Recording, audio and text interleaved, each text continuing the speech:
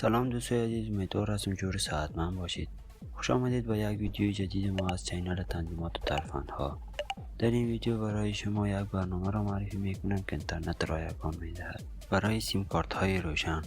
خب دوستان، نام برنامه TM Tunnel VPN است که میتوانید از فروشگاه دانلود کنید که لینکش در دیسکریپشن ویدیو هم میگذارم. خب وقتی که دانلودش کردید وارد برنامه شوید. وقتی که وارد برنامه شدید در این قسمت یک سرور انتخاب میکنیم که ما روی اتومات گذاشتیم و شما میتوانید که دانه دانه سرورها را چک کنید، ببینید که کدامش در منطقهتون کار میکنه و در این قسمت دومی وای فای های دیتا را انتخاب میکنیم و در این قسمت کلید برنامه ای را که میخواهید ازش استفاده کنید را انتخاب میکنید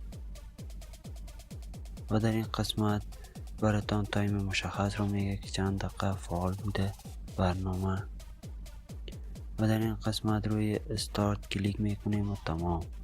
و در این قسمت هم مصرف ما را نشان میده، البته ناگفته نمانه که این برنامه چند ثانیه کار میکنه که نامحدود نیست. اگر به دردتان میخوره نصب کنید و اگر به دردتان نمیخوره نصب نکنید. من خودم براتان وصل میساختم چون ما سیم کارت روشنم مسدود شده نمیتوانم. شاید برای بعضی ولایت ها نامحدود باشه ولی 100% مطمئن نیستم.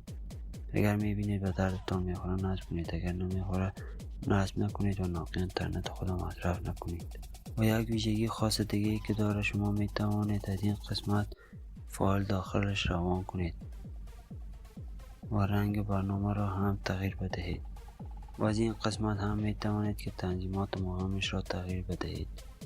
خب دوستان، این بود ویدیوی امروز ما. خدا کنه با دردتان خورده باشه. ویدیو را لطفا لایک کنید و کانال ما را سابسکرایب کنید تا از این ویدیوها بیشتر ببینید. تا ویدیوی بعدی، خدا نگهدار.